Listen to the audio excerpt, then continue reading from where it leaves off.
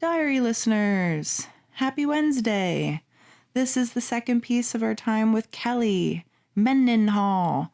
She's awesome. You learned a lot about her background last week. This week, we jump into a little bit more of a relationship, idea sharing. It's pretty cool. We touch on a lot of things that, in I guess, different spaces could be a lot more contentious, but Kelly and I have over the past, I think it's been like 5 years, really just maintained the peace. There was a lot of things I could have called this. There was great lines that Kelly kept saying throughout the course of this. One of them was faith is not a floor plan. I love that. Keepers of the Peace, I thought was a good one. But at the end, I felt like this one was the best, especially given that this is a podcast covering a person that I think is a messenger of hope and encouragement and all of that. That's everything that Kelly is. So I decided to call the second piece Process, Not Perfection. And I hope you enjoy. Welcome to the Apprenticeship Diaries, where raw meets refined. Let's be real, we're still working on refining. What it took, what it takes, and the stories that are made. Join us as we learn from professionals about how their stories began.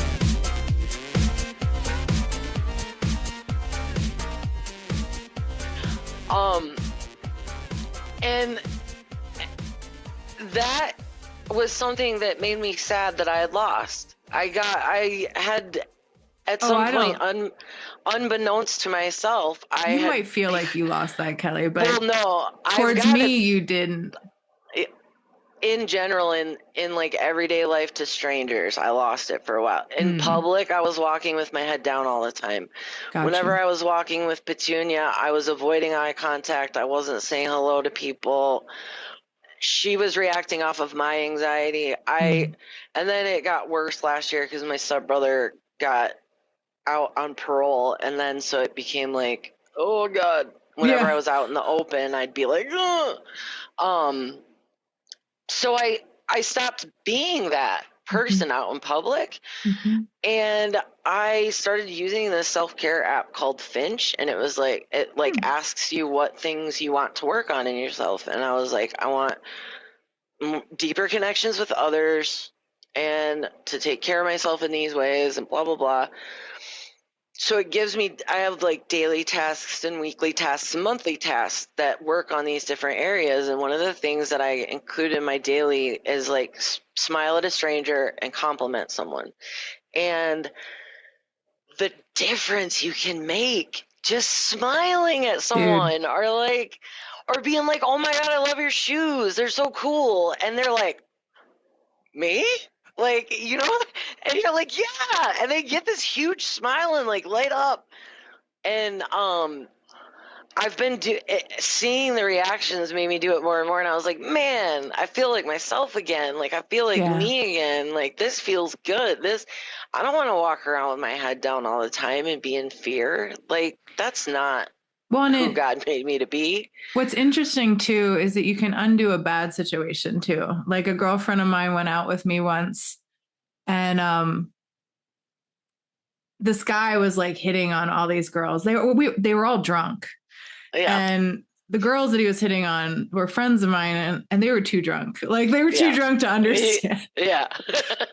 And my friend that was with me, she was really like kind of scared because it wasn't her scene, and she'd, like she hadn't really hung out with us very much. And so I got really loud, and I started asking Guy a bunch of questions. I was like, hey, could you let her go to the bathroom? She needs to fix her face. She's getting it all over your shirt. That's so me.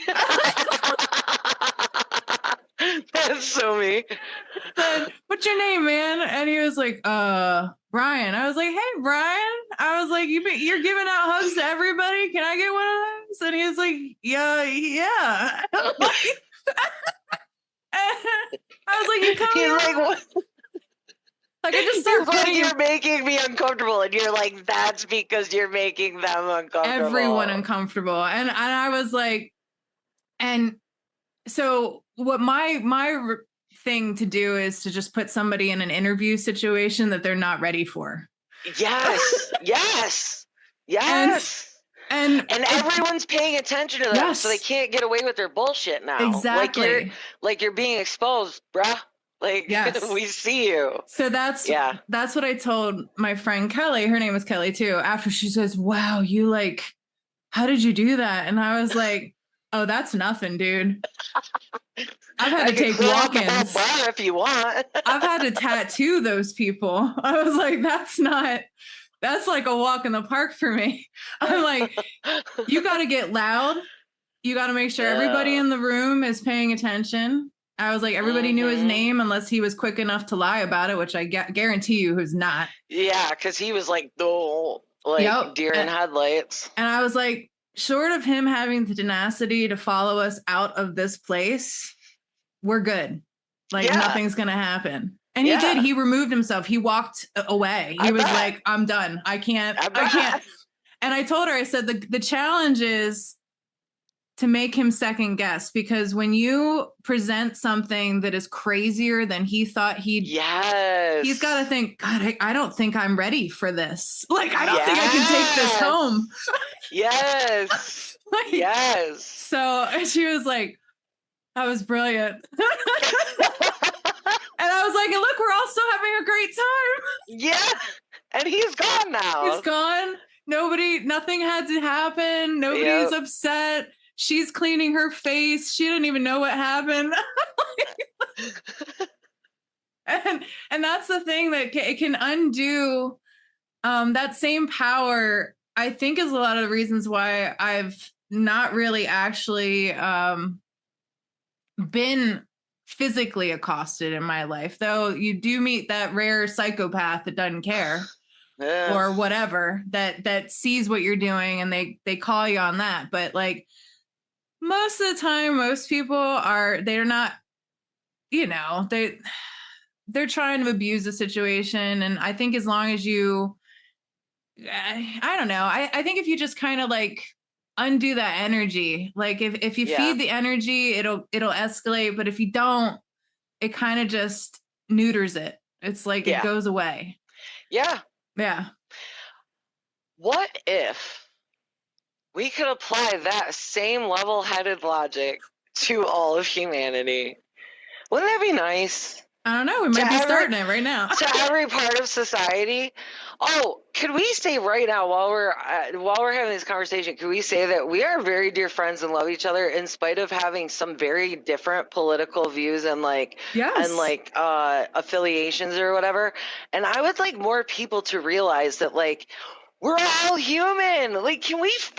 That's the side I'm on. Human connection. That's the side I'm on. Where is it? That's the side I'm on. Serious. That's the side I'm on because like even Maddie is 15 years old, and she said, why are people hating their own families and friends over politics or who they voted for? It's very sad. Said, Maddie, you are 15 years old and you're seeing life better than like 95% of the adults in this world right now. Like, because we are really losing all human connection, and they really want us to all hate each other, and it is working. Yes. And we have to stop letting it work. Like, I agree. It's 100%. So insane to me. Like, to me, all of this divisiveness and derision is completely manufactured. Like, nothing has changed about America that drastically since we were kids for this division to be so bad. Yep. It is all manufactured. Yep. It's marketing. Like, that's one of the biggest things is like in marketing and advertising. They spend a lot of their time doing social psychology tests. And so they learn what we respond to. And a big selling factor is fear. Yes. So they can sell you that.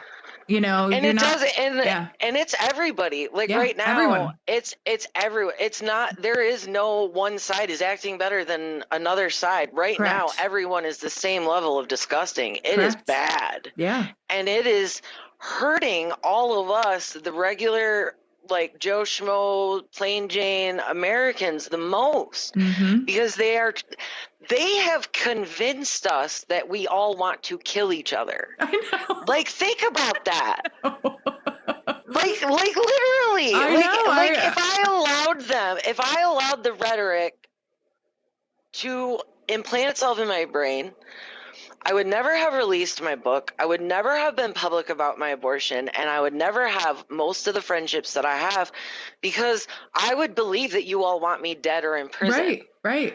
Like, that's literally what they want everyone to believe, is that they want, if you've had an abortion, people want you to die. If you're LGBT, if you're transgender, if you're anything, people want you to die. If you are Christian, people want you to die. If you're not Christian, people want you to die. They're literally constantly telling us that the others want us gone. And so we're all walking around like in this global state of like fight or flight. Well, and it's really hard to and I do think it's really important to read certain books, not necessarily because we have a sole ability to manifest our own reality.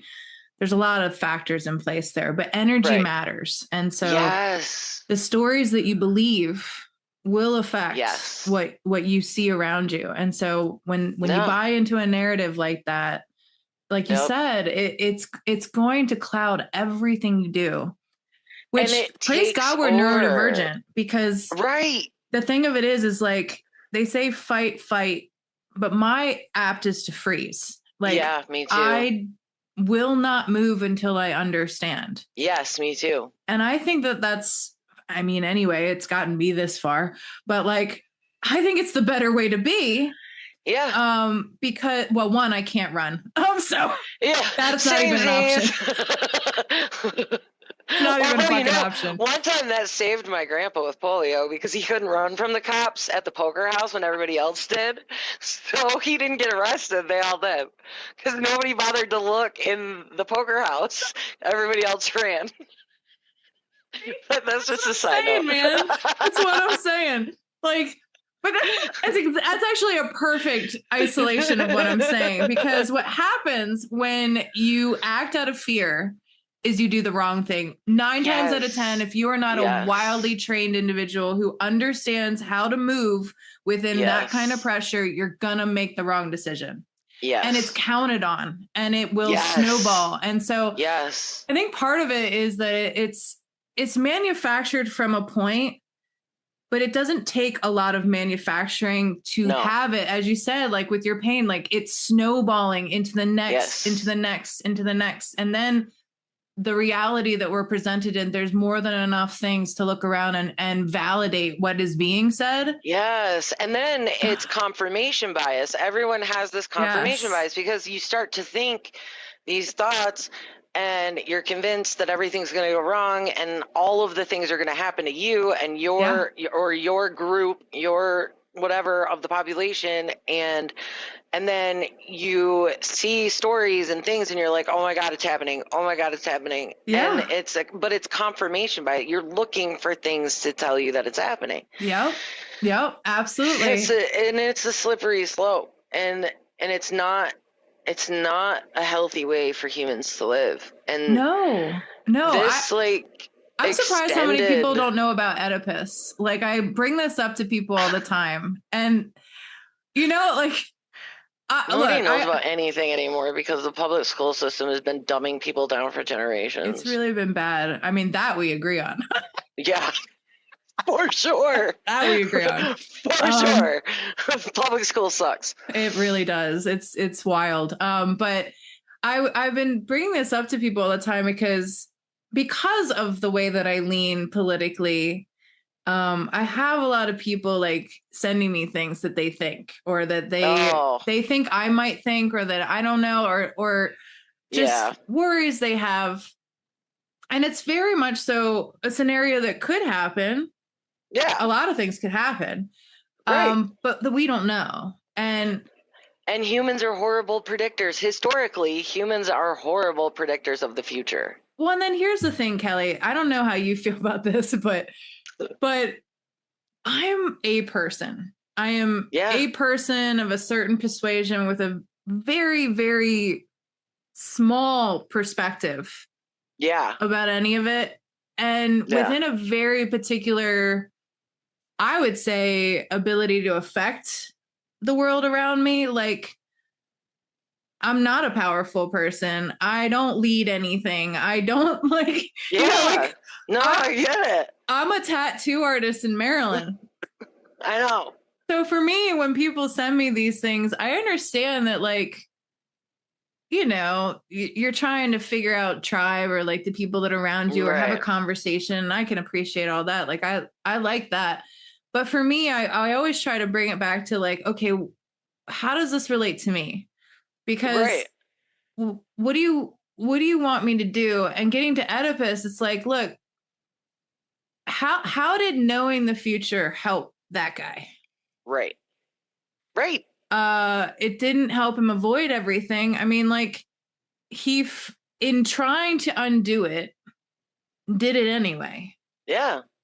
And so I think that there's a huge lesson to be learned in that you don't try to figure out things in a way to control and predict the outcome. If it's gathering information to better understand, to give yourself peace and to give yourself the ability to move forward, fine. Right. But inundating yourself for no end, like to no actual logical end, or like, I can tell you the end of the story. I'm going to be dead in the ground. like that's the end. Yeah, but that's us being neurodivergent and being able to have thoughts without emotions attached to them, because not everyone can do that. Not everyone can compartmentalize the way that we can and say, okay, yeah, I don't agree with this and it sucks, but like also I can only like affect so much. This is, again, and as an advocate and somebody who's been like really involved in social political issues my whole life, and I think in a good way. I think I've been a good citizen as far as like knowing what's going on in the world, and being active, getting yourself in it. Right. Yeah. But now my advocate self has had to learn how to use my voice in ways that don't involve me physically having to go places and put my body in danger or push it beyond its means. And I get kind of pissed sometimes, if I'm being honest, because, okay, I'm about to be petty, but I love it. Please. I went to school for political science. Yeah. Then I went back for Masters in Public Administration, specifically studying the entire U.S. legal and political system, got certified in public administration and nonprofit administration. I went to El Salvador on a human rights mission, and I came back and spoke at national conferences and local events and all these different places to raise awareness about what was happening in El Salvador. I have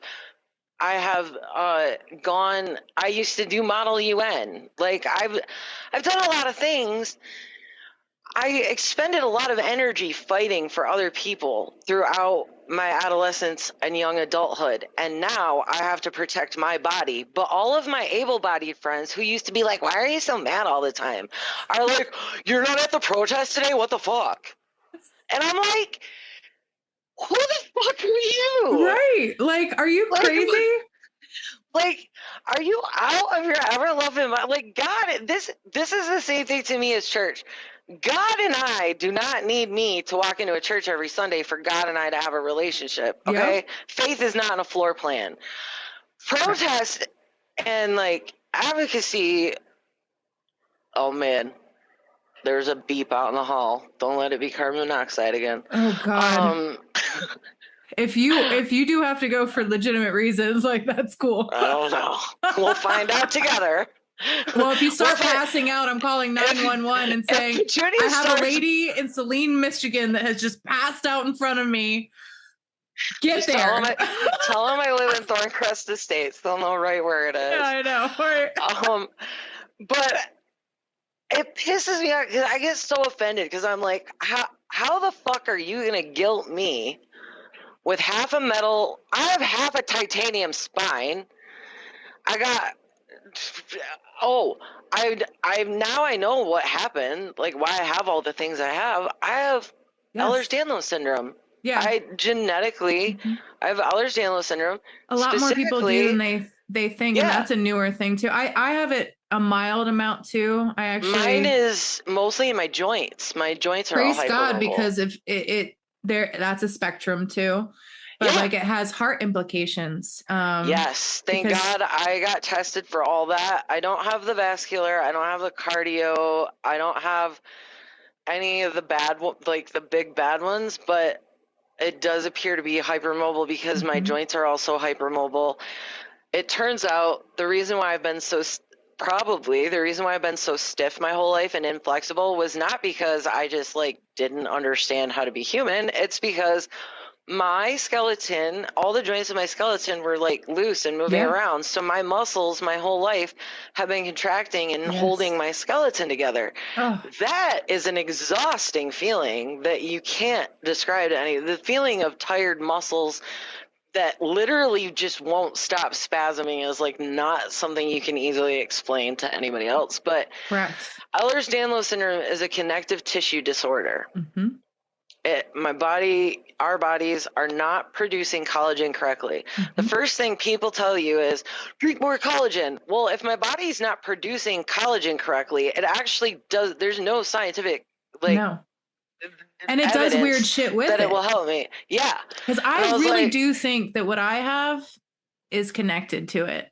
Because what I have is synovial chondromatosis, which is free floating cartilage. That you mentioned calcification. Yes. You can see it throughout my synovial tissue. Yes. And my body just makes it. Yeah. And so if I have this thing where my collagen doesn't come to reinforce me where it should, well, then what the hell is it doing? And if it's overproducing in one area, then I might be causing more damage to myself. So but if you think about what is connective tissue, your skin, your brain, your eyes, your lungs, all of your organs, that's all connective tissue. Yep. So if you have something like Ehlers-Danlos syndrome where your body is not producing collagen and connective tissue correctly, then does it not stand to reason that it makes complete sense that you would experience things like asthma and headaches and eczema and spine disorders and brain and mood disorders. Yep. We're just, and to me, our brains are just more primal. Yeah. We have evolved intellectually, but we still have a high sense of lizard brain. Yes. And we're the people who save everybody else because we see danger coming before everybody else. Yep.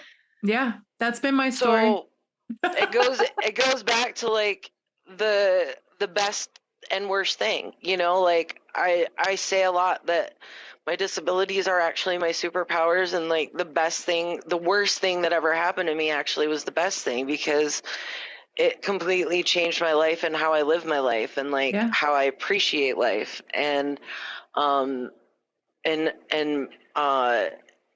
it's given me an ability. I wanted to make an impact on the world when I was younger. I was I just want to make the world a better place. I do that every day now just by telling my story and letting other people know that they're not alone and that they're not crazy. Right. And that's a way bigger impact than I ever could have made in my nonprofit career as an able-bodied person. Yeah. Because my career was running my body into the ground. Yes. Shit. You want to talk about the effects of being empathic and working in human service nonprofit? I mean, I ran a community center for 3 years in a public housing project. So I was basically on call 24/7. And there were domestic violence incidents with guns at 3 a.m, and we had to call Child Protective Services a lot. And I used to go to the IEP meetings for kids because their own parents wouldn't go. You know, it was like that career is heavy. Break your heart on a regular basis. And I'm not that person who can be like, oh, and just leave it at work. If I have been dealing all day at work with trying to find help for a 7-year-old little boy who's walking outside in a snowstorm in slippers and pajamas at 7 a.m. asking the neighbors to use their phone because his mom never came home the night before, and I've been dealing with that all day, I'm not going to go home and then just be like, oh, it's cool. Everything's fine. I'm fine. Right. Like, I'm sorry. That's not how I work. Muted myself for a second because I'm bumble farting around with this light because I realize it's getting really dark in here. I just got a text from the pharmacy that they have my steroid pack ready for me to pick up. So that's good news. That's great. Yay. I'm so glad I called the doctor this morning. Yeah, dude. Well, it's hard. It's hard sometimes, but it's worth it. Like, we can do hard things. Well, I'm happy because, obviously we both can sit here and talk, so that's great. And praise God, podcasts are a lot of where people are going for just connection and finding out what normal people do. And that's pretty much my podcast listening base is I'm not setting the world on fire or nothing, but it's real. I love it though, because it's real. And my favorite is conversational podcasts because I like learning people's stories. Yeah. And I like hearing perspectives that I've never thought of because it changes how I interface with the world. Yeah. And I think that is all supposed to be part of the magic of the human experience. And we're I feel like our society is robbing ourselves of that magic with this cancel culture, constant us against them, division type stuff. And I hate that. So I am I'm being intentional. And I'm going to keep trying to keep making those human connections, just by smiling at strangers in public and all those other things. And fighting those fights that you are, because whatever,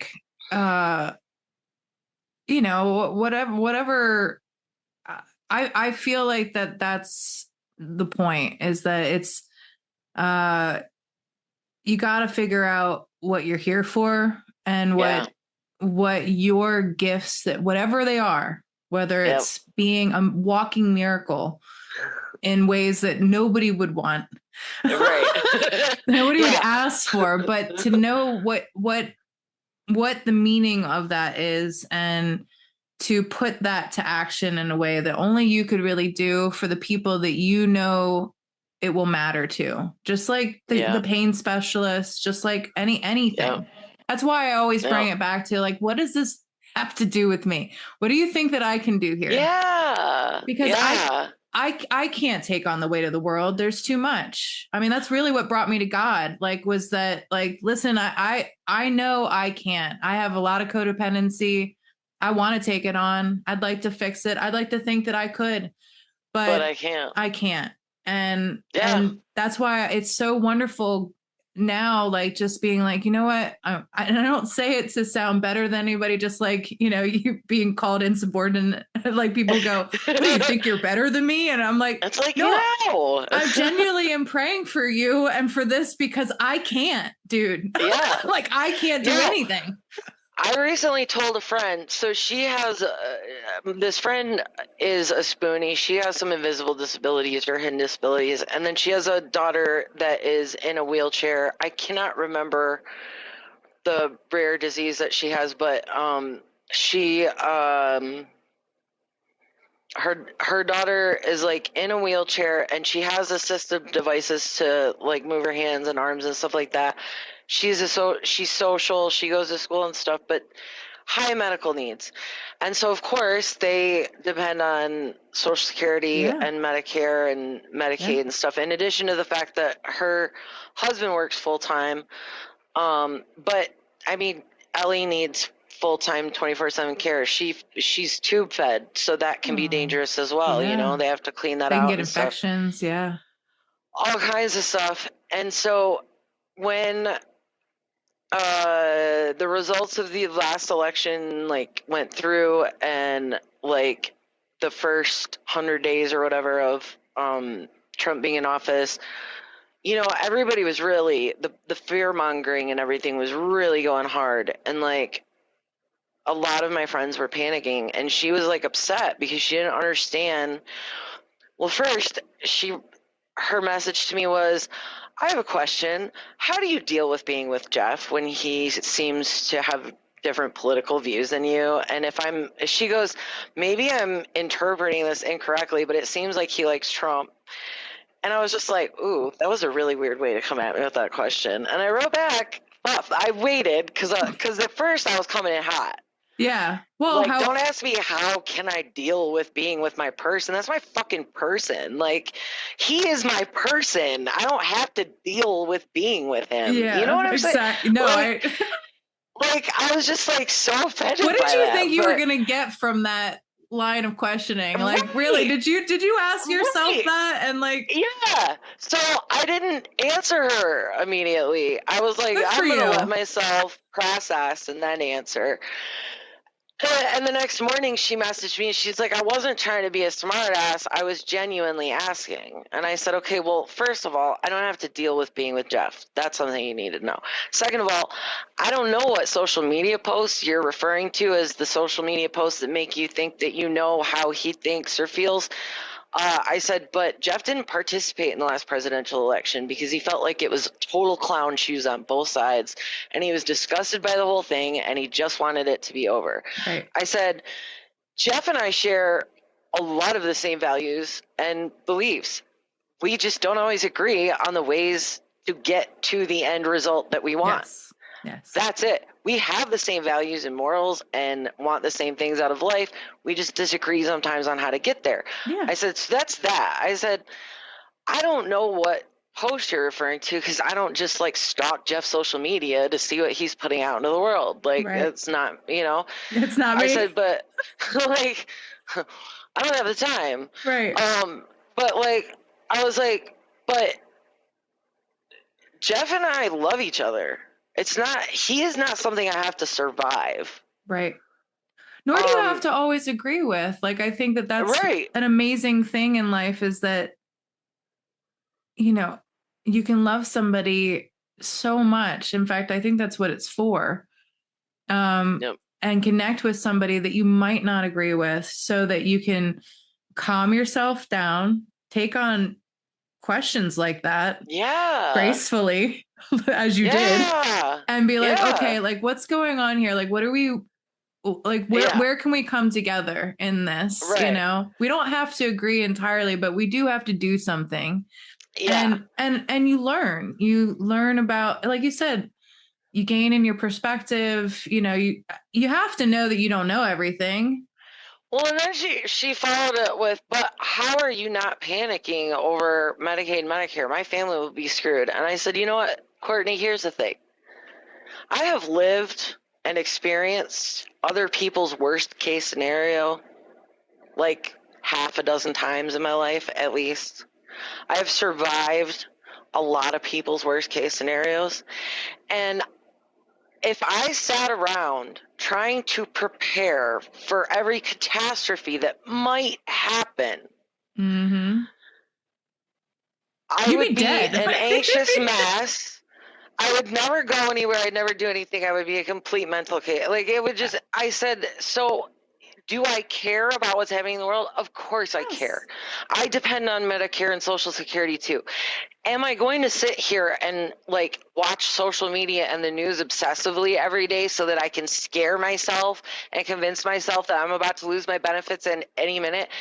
What happens when 4 years down the road I still have everything and everything's fine? Right. Then what have I done to myself? You know what I mean? Like, no. And I completely. was like, I said, I heard Mos Def say this right after the election, and he said, if you feel like you are having trouble feeling sane in an insane world, you are normal. Yeah. Like, that's actually a sign that you're okay. Mm-hmm. Because if you feel right now like you are living in an insane world, it is. It is. You're right. He really said, is. But he said, but I refuse to become comfortable in despair. Mm-hmm. Yes. And I was like, that's it. That's the thing. Mm-hmm. I'm not going to sit around and despair and be like, oh my God, what if? Because it's a bummer. It's a bummer. we don't know what's going to happen. And like, and I don't want to like, I fought so hard to be able to walk again and like move again and take Petunia on walks and cook meals for my family and have a family. Do you know what it took for me to have a family? It's like, I want to spend my spoons on that. Yeah. I don't want to live in doomsday every day. Well, I think that's why we connected, because quite honestly, in 2020, I was feeling the way that your friend felt. In fact, my dad did call me hysterical at one point because he's been through it too. And he was like, Amy, like that's just as, calm down. And I was like, you don't tell a woman to calm down, like ever. Especially now when they're already worked up. Like, I was like, how are you? In the history of ever, when does that work? Right. But I felt that way, and that's kind of when we met. And so I've always just been, before 2020, I was aware because my parents are always aware because they own a small business and things like that. But my position was very convenient and rather entitled, I'd have to say, in the fact that I let them shoulder the weight of it. And I was like, I'm not going to walk around being scared all the time. Like I just want to make art, and I want to do my job well. And I just want to do that. And I did do that for a very long time, as well as like try to work through some of the communication stuff with my family, which again, hallelujah, took me a very long time to have the family that I have. And it is a value system of mine. And I am grateful, so grateful. Yeah. But like, I was freaking out in 2020 a bit because I didn't go online. Like that's the thing that I've been thinking lately. You talked about reclaiming some stuff. Yeah. I didn't do it. Like I'm very excited about all the tools to connect us and stuff, but I really miss the person I was before, because when people would be like, hey, did you hear the news? I'm like, no, tell me. You're my news broadcaster today. Yeah.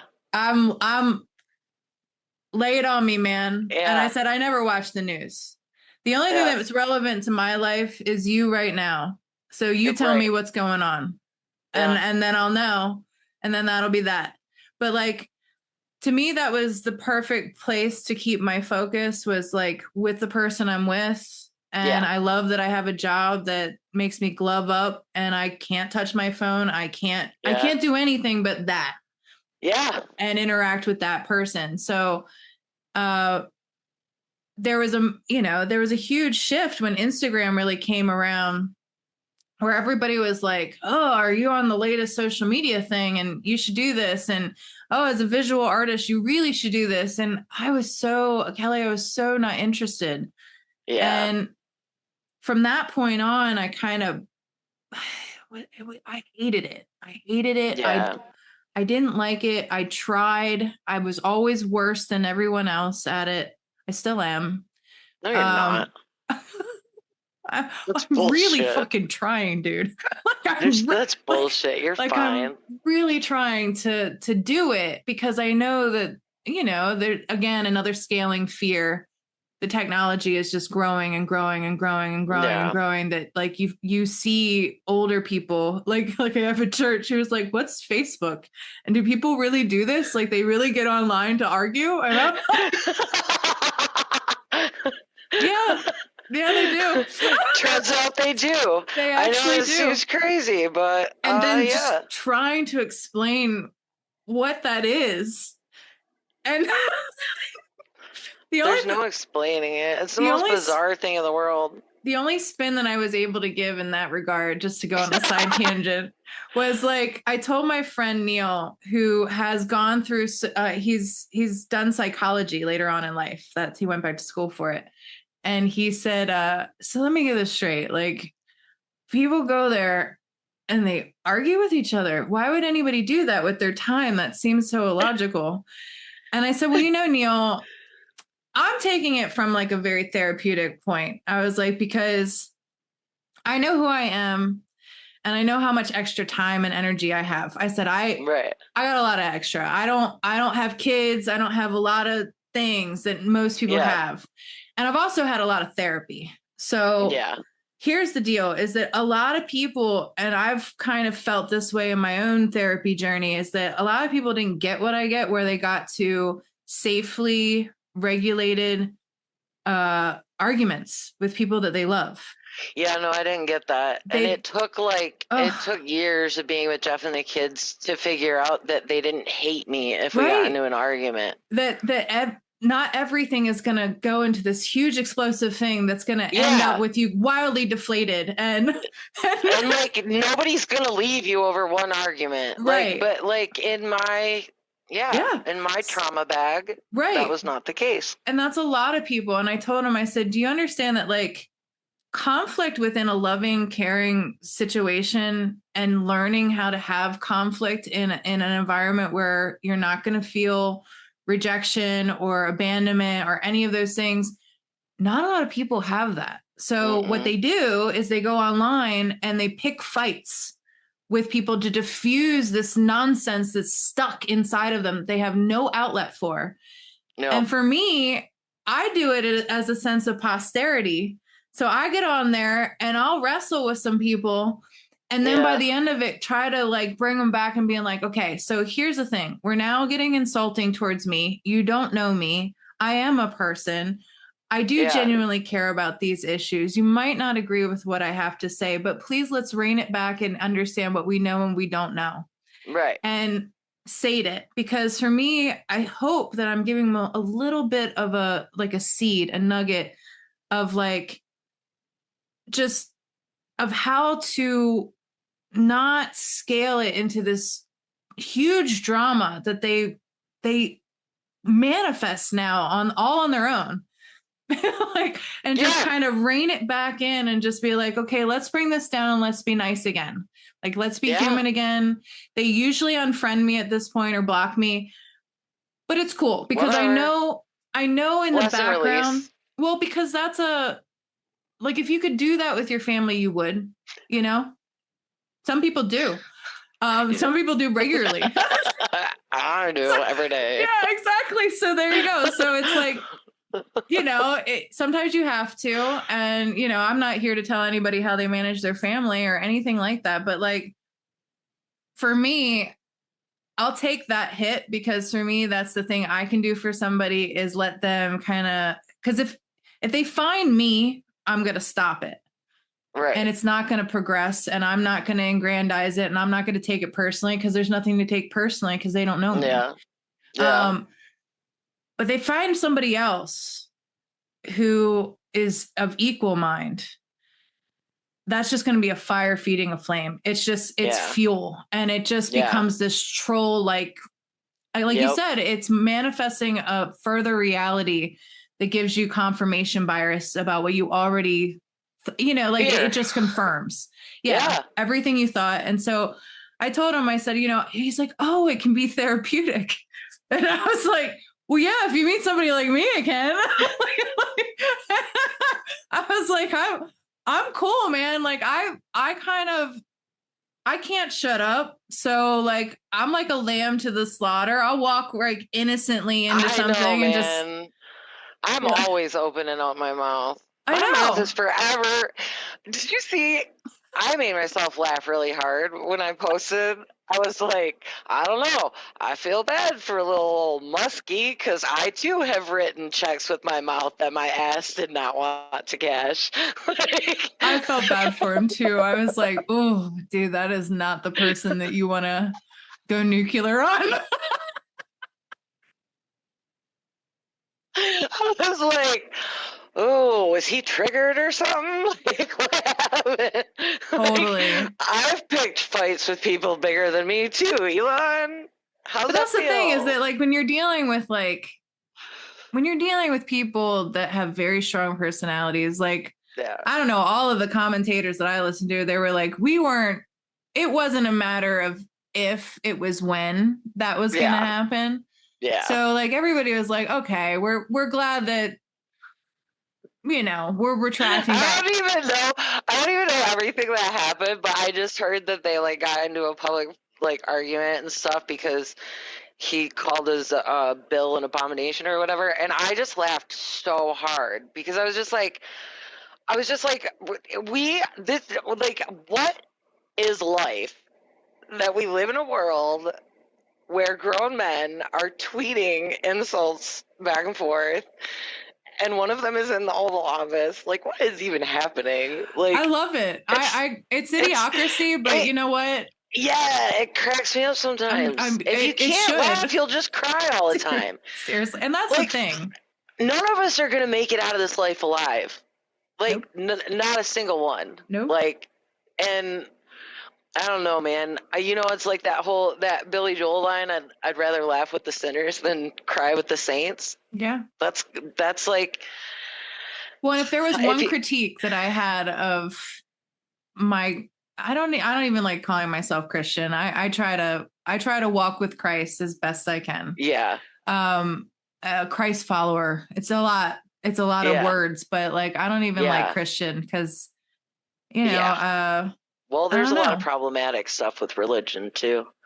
Yes. And I don't think that that's what the gospel was really talking about. It was talking about like, you know, just, you know, not to get preachy, but it was all about like, this is the actual law. What you're doing over here is not what the intention was. Right. It's supposed to be this.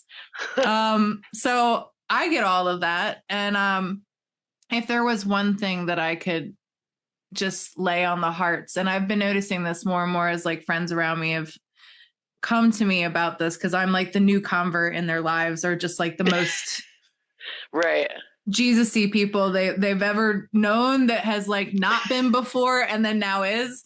So they're like, oh my God, like what happened? Yeah. But like, you know, one of the things that you come about with is that you get acutely aware of a lot of things, and it can stir up a lot of fear in itself and a lot of panic, and it can be so overwhelming once it's laid on you, all of that gravity, that people get really upset. And so that's one of the things that I wish I could have more in my Christian circle, is like, can we like lighten the mood a little bit, or, you know, like, can we laugh a little bit more? Because like, this is not really selling it. So like, it's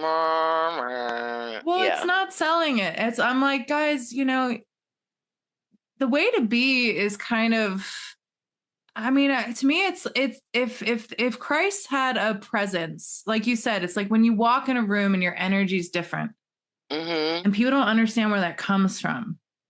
Yeah. That's the hook, because that's the thing that will have them be like, what are you huffing? Because whatever it is, I want it. Right. You don't have to say anything with it. It's just simply to be so unbelievably joyous that people are like, what is your deal, dude? Yeah. I need to know. Yeah. So it's not actually, I mean, it's crazy. When your therapist is like, it's sad, I'm like, I guess, but like, it is what it is. Like, it is what it is. Like it, like, and most stuff, it is crazy. It is crazy, but like, it's crazy. Is that calling it crazy doesn't make it untrue. So let's move forward with, how do we respond to the craziness? Right. What is the best way to operate within this craziness? Yes. Like, and I think if more people would just like, and I think that relates to not fighting our brains, you know, learning how our bodies and brains work best, and then learning how best to honor them and advocate. And advocate for them. Frick, I don't remember what my point was, but Well, if more people did that in moments of fear and panic, Yes. We do have the convenience today, especially in America, to pause. If you don't know, just sit on it. But nobody wants to say they don't know. No one wants to admit it. Yeah. Yeah, that's the problem. If like any of the doctors who didn't know what was wrong with me would have just said, I don't know what's wrong with you, but I'll try to help you figure it out, instead of it's not really happening, it's all in your head, totally different outcomes. Right? Totally different. Right. Exactly. But, yeah. Most people don't take time to pause or think critically before they react and respond. Especially, I think, because now everybody gets things in like 30 and 60 and 90-second clips and sound bits. Oh my God. And then and I can't, oh my God, that is too much for my brain. I get on social media, I'll post some craft stuff, I'll make a joke or two, and then I'm out. Peace. I can't do the slide, because I already have a slideshow in my head, for God's sake. Do you know how many reels go past my eyeballs on a daily basis? I don't need more shit. I know. Now my brain's just overwhelmed. It's become a love language of mine and Rico's, just because, you only have so many moments in a day to communicate with somebody like this. Yes. So we just send them something we find cute or funny or ridiculous. That's what Jeff and I do that a lot too. Yeah. I've heard I don't remember what it's called, but it's somebody was that's wanting other people to share in your joy. That's human connection. That friend that's sending you those little memes or videos or whatever, that's not meaningless. They laughed and got joy out of it. They're trying to give you joy. And that's actually this, I can't remember what they called it, but, and they were it's kind of like being a crow as a friend. You're bringing people little bits, little trinkets, of treasure, little treasures. Dude, yeah, and that's the thing, is that I'm learning how to step back from social media almost, but I am getting to a point where I'm sharing less and less and trying to be more present, and I think that's a task for me at this point, is to go back to the person who didn't live in that world so much, because as you said, in the 2020s, everything popped off really acutely online. Yeah. For me, it was the only place to go, because it was well, you won't let me work. Right. I'm not supposed to work. I'm not supposed to hug anyone. I'm not supposed to, so I guess I'm going to do what little things I can and try to see what's on there. But I think now it's become very apparent to me that what's online isn't the truth, and that everything that I was thinking and feeling was validated in that space of mind where I felt the way I did. And it's better to, use it, play with it, find joy there. But if it isn't bringing you joy, just or if even not everything has to bring you joy, but if it's disrupting your peace, at the very minimum, we all deserve peace, right? Yes. Even if life has ebbs and flows and ups and downs, but if we could just have a baseline 0 peace level, we all deserve that. Yes. And so it's I keep telling people, I am not going to continue to give this person an opportunity to disrupt my peace. Yes. Because if I go where I know somebody's going to be, or if I am interacting on a space where I know someone is going to be interacting, and I know that they're going to historically they've been assholes or whatever, I don't have the space for it. Nope. My therapist, I had my last 2 therapists barred me from speaking to my stepdad indefinitely. They put me on 0 contact indefinitely. Yes. Once in 2019 and again in 2023. And It sucks because I love my mom and I adore my mom. I want to hang out with her more, but I can't continue to give that man opportunities to disrupt my peace because he is a vapid narcissist and he does not like sharing my mom's attention, and he lashes out. And the ways that he lashes out at me and treats me are very triggering.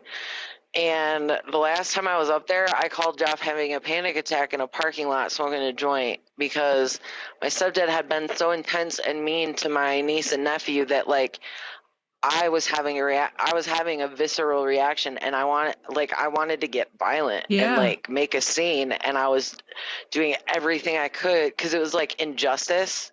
It was like one of those injustice moments where I'm watching this injustice. I'm just curious. A Leo. Okay. I'm a Leo.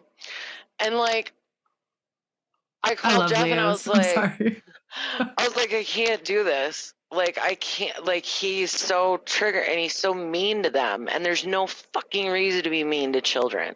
No. And he's like, he's in his 70s and he's a psychiatrist, so he knows exactly what he's doing. And that makes it worse.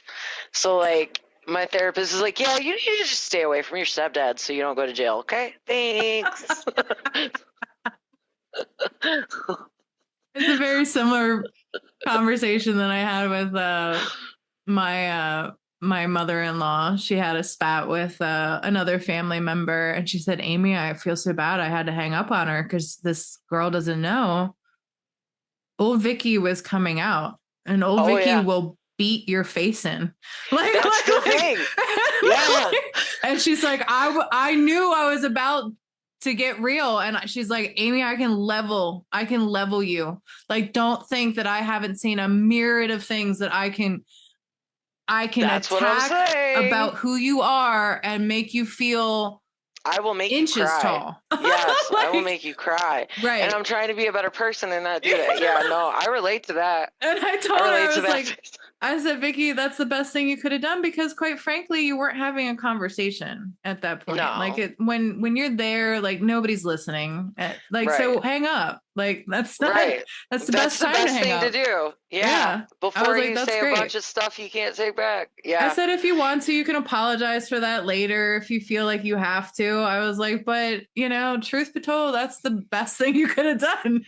I told somebody recently because, like, some of the meth heads and whatnot in the apartment complex have started like getting really pissed off with me because I call the cops like really easily because I don't want to deal with it. And I don't want my kids to deal with that. Right. So like they've been on some special stuff lately, and I told somebody, I said, I am so tired of these people telling me what a psychotic bitch I am.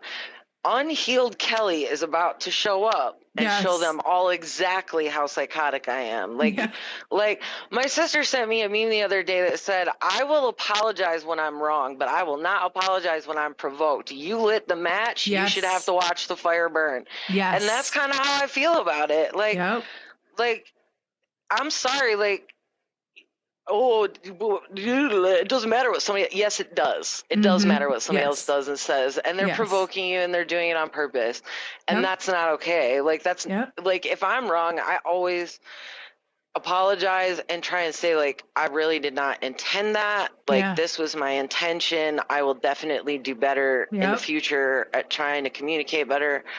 Blah blah blah. But like, if you provoke me and call me names and attack my character or like whatever, you get what you get. Sorry, I'm not that evolved yet. Then see, this is what I love about Rico when you're saying this. There was a discussion going on. I had gone to bed. It was at a tattoo convention. So he's rapping with all my people, like all the artists. And there's a debate going on about like, I don't know, like social issues, political issues. And Rico's it's masterful how simplistic he puts things that just stops everything. And this person asked him like, what do you think? And he was like, well, I personally think that if you are not willing to defend it with your fist, you better shut the fuck up. Rico's my people. And to everything, it was done because Rico is huge. Yeah. So yeah, are you going to talk shit with him? Right. When that's where it might go? Right. Think. Like, you have a choice. You have a choice to make. Like, he's like, I can everything's tell a choice. right away if you've been popped in the mouth. I bet. I said something one time. I said something like most of you have never been punched in the mouth and it shows. Mm-hmm. Like, I'm not a pacifist. I don't believe that there's never a good time for violence. I don't. Same. I don't love war. Same. I don't like war. I don't love war. It makes me cry if I watch war, like news footage. It's horrible. I hate it. Yep. I do not believe that there's never a reason for violence. And Correct. I do not believe that some people should not get punched in the mouth. I think if some people got punched in the mouth when they were younger, they wouldn't be assholes when they're older. Correct. Like, I literally said to my mom one time about the woman that my grandpa married after my grandmother died, Maxine. God, that woman. She's such a bitch. She was one of those, like, religious sword people. Like, I use religion to beat you over the head. You know what I mean? Like, I'm a horrible person and I say horrible things, but I go to church every day and you don't. Right. So I get to do this. Yeah, she was one of those, which I hate hypocrisy. That's another neurodivergent thing. People don't realize how mad we get about injustice and hypocrisy. Like, dude, it's a rage that can completely take over my body. It fries the hardware. It just is. You're like, is this really happening? So Maxine was mega cunt. And I don't feel bad for saying that because I don't believe that just because someone is old doesn't mean they're an asshole. And I don't believe someone dies, it makes them not an asshole. Correct. Like, if you were an asshole, you have to live with that legacy. So I appreciate that because usually people are like, oh, they really weren't that bad. Don't speak ill of the dead. And it's like, no, like. No, if I had anything good to say, I'd say it. What's the matter, baby? She must hear something outside. Maybe she hears the thunderstorm that's happening out my window. I don't know. It's been like storming off and on here. It looks like my exercise mat might have fallen over in the closet. She's so scared. Poor baby. My poor little baby. She doesn't like noises, sounds, and stuff that she can't identify, and unfortunately we have to have AC on. Yeah, we have to have AC on today and can't have the windows open because it's like so humid and hot. And the windows are crappy, so she can't see out of them very well. So every noise she thinks is like potential danger. Yeah, like, and she's just trying to protect who's out there. Yeah. She can't tell who's out there. You're such a good girl. Oh. She's like so staring at me under the table. Do you want to go with me to get to the prescriptions at the doctor? Okay. I think one of my favorite parts, not that there was too many things to be like happy about with your laundromat cry session. Her sitting in the background? Yes. just looking at me like, Mom, I'm here. I love you. Fine, it'll be okay. We're cool. We'll be all right. Yeah. And like her little face, I was like, oh my God. Well, the guy, when he started, he probably would have talked more shit to me, but her window was open in the back. I leave the AC running for her and stuff, but I leave the windows down so she can like sniff. And her window was open and he didn't realize that there was a dog in the car until he started talking shit. And then she came through the window, like up to the window, was like loud as shit right behind him, and he real quick stopped talking. Yep. So I was like, it's nice to have a pit bull. It is. It is. I have a man one. He's like, it's all encompassing. Yeah, that's great. Because like when Petunia and I are alone, I got her. But then like if I'm not, I got Jeff is very much like Rico. Jeff is like one of the biggest teddy bear, like soft men you'll ever meet in your life, but you do not mess with his family. You do not mess with his business. You do not any of that. Like there's lines you do not cross, and he'll let people know. Yeah, those are really good boundaries. Yeah, and he's not afraid to knuck if you buck, as they say. I told somebody that the other day. I was like, I'll show these people what I was like when I was 16 if they really want. Like, I haven't had a good street brawl in a while. Unfortunately, with meth heads, it's going to go on way too long in ways that you can't even imagine. That's why I just call the police. Yeah, that's better. Why I just call the police. That's their job. I mean, those people could be out there shirtless, vacuuming in a snowstorm. Like people don't believe that places like this exist. Like, that's the thing, is like this apartment complex is like the Wild West. Because like you got to think, nobody has legal leases. It's a slum.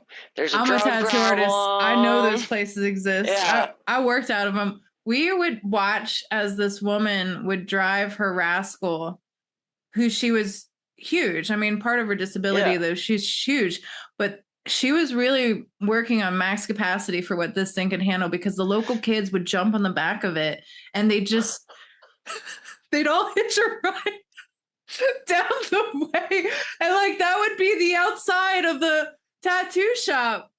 And then there's a person, this is actually... Was that in Baltimore? It's in Glen Burnie, so it's close. Glen Dirty is what we would call it. Then we'd have this guy called Brittany Girl Dale, who... Brittany Girl Dale.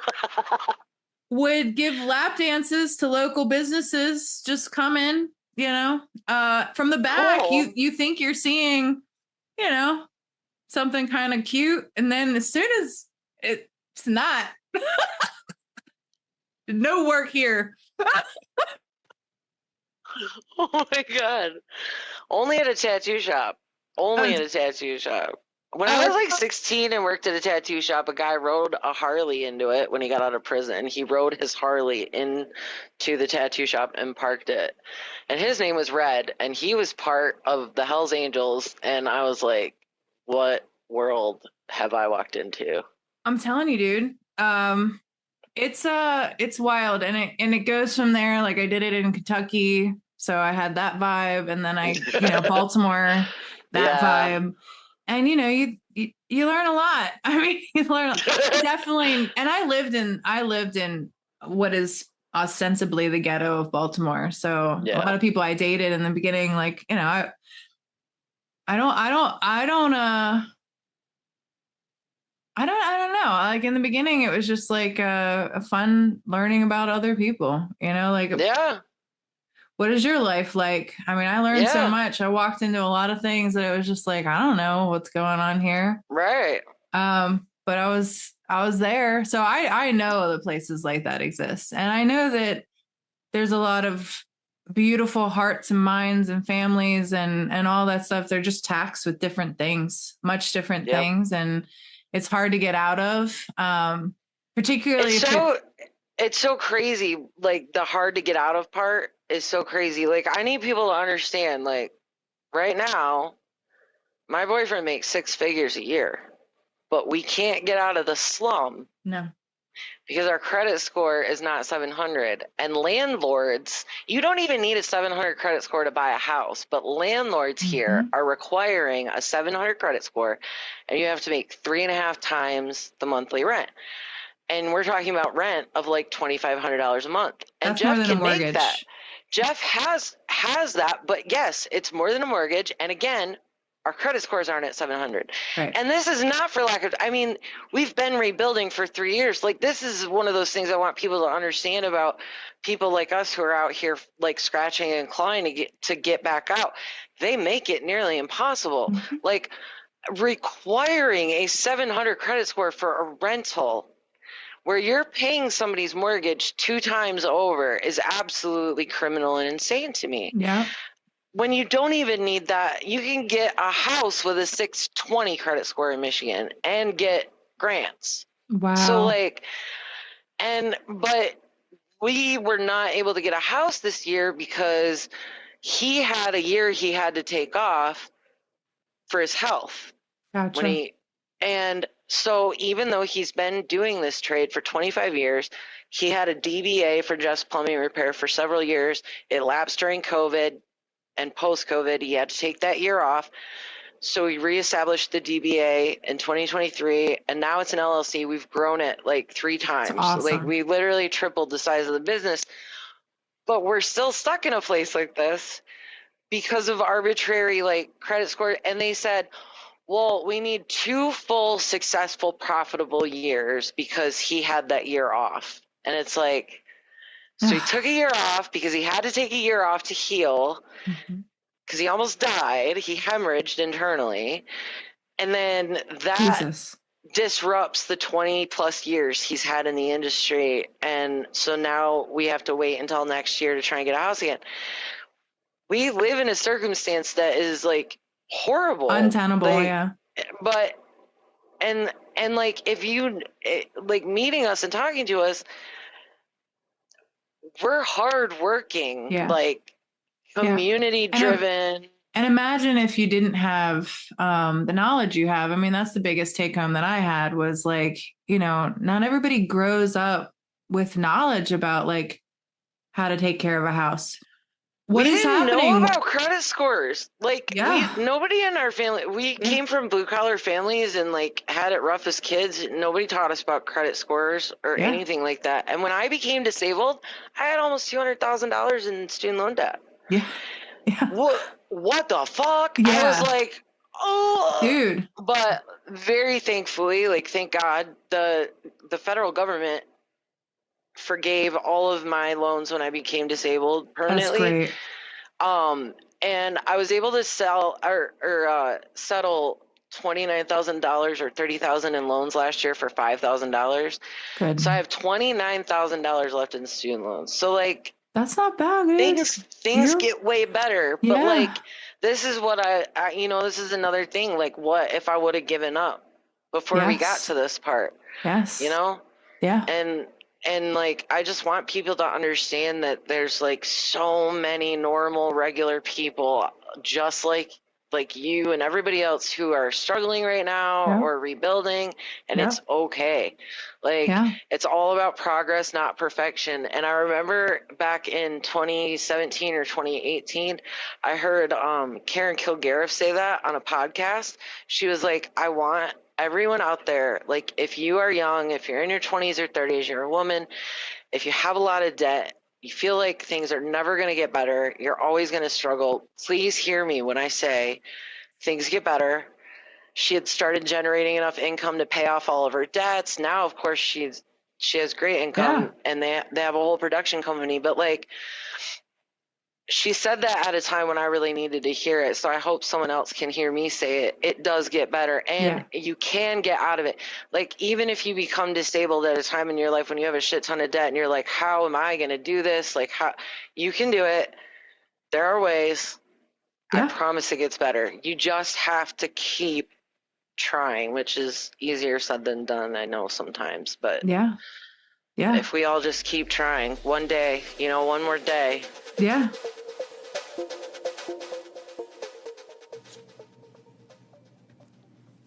Okay, diary listeners, that wraps up the second part of our 3-part diary entry with Kelly Mendenhall.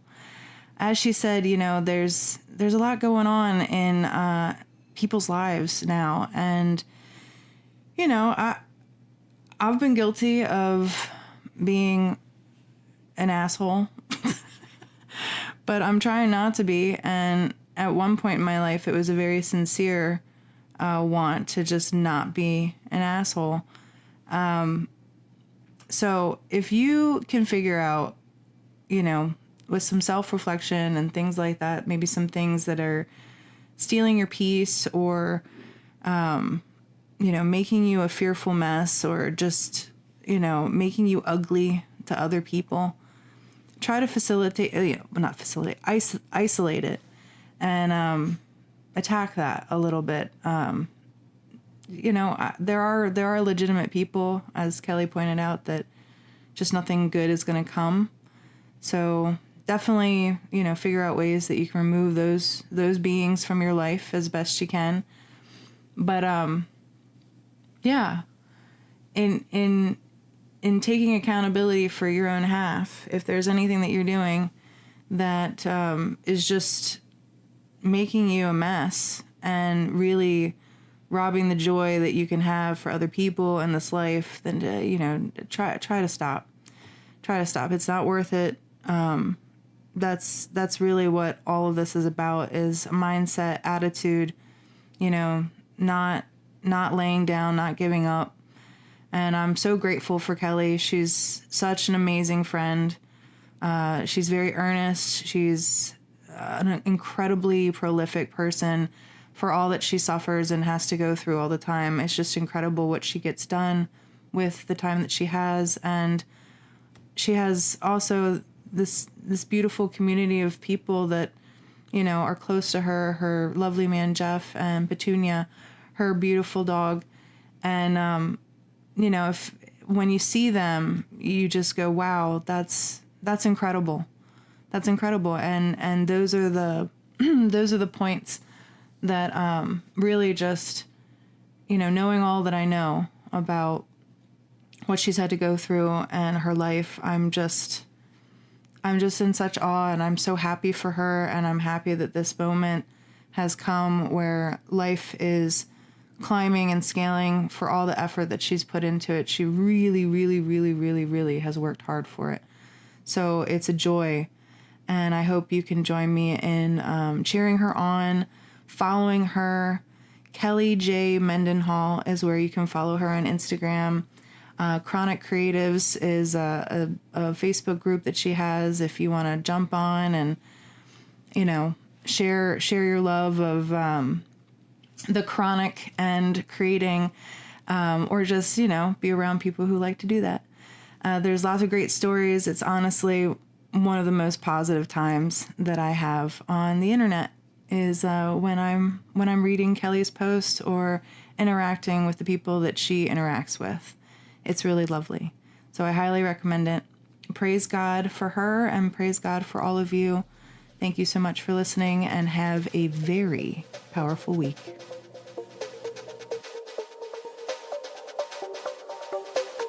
Thanks for listening. You can find the Apprenticeship Diaries on Twitter, Facebook, and Instagram. Our IG is _apprenticeship_diaries. If you would like to offer constructive criticism or an interview, drop us an email at theapprenticeshipdiaries@gmail.com. We look forward to hearing from our listeners.